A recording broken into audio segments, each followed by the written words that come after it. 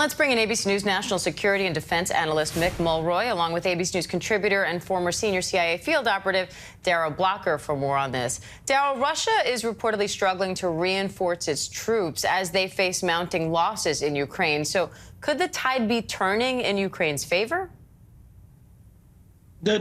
I don't know if the tide is going to turn in their favor because of the numbers are simply against the Ukrainians, but clearly poor planning strategically and tactically has led to this, honestly, from the very beginning.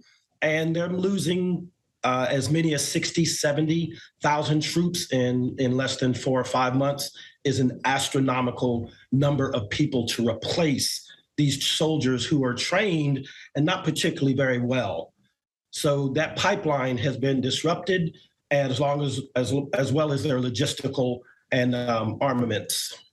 Mick, we're hearing warnings now from nuclear experts about these attacks near the nuclear power plant.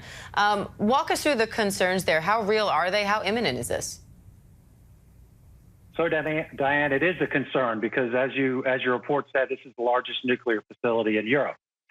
There is a containment infrastructure that keeps in the radiation, but that can be ruptured if ammunition lands in proximity or directly onto that. So it's a huge concern. It's the reason why the G7 has demanded that Russia turn this facility back over to the Ukrainian scientists and engineers that know how to handle it. And there should not be any form of conflict, warfare going around this facility.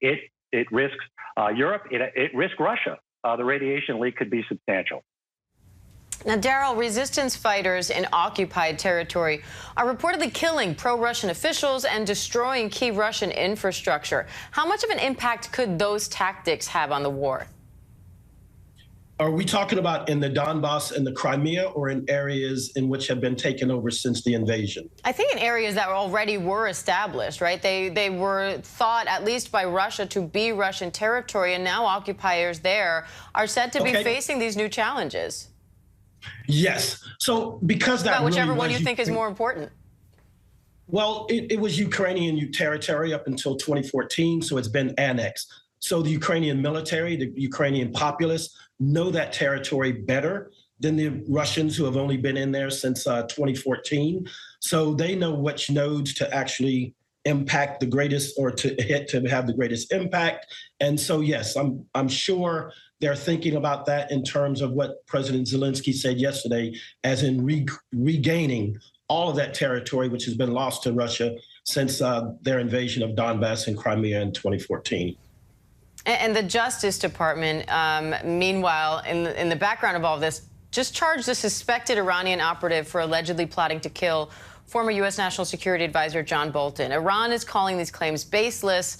Mick, how significant is this whole thing? Do you think we could see the Biden administration doing more to retaliate against Iran for this?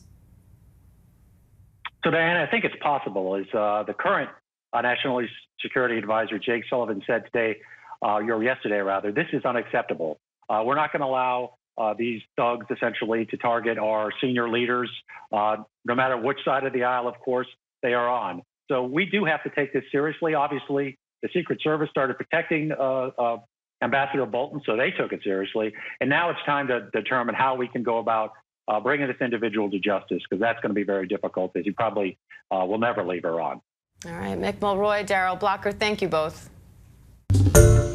Hi, everyone. George Stephanopoulos here. Thanks for checking out the ABC News YouTube channel. If you'd like to get more videos, show highlights, and watch live event coverage, click on the right over here to subscribe to our channel. And don't forget to download the ABC News app for breaking news alerts. Thanks for watching.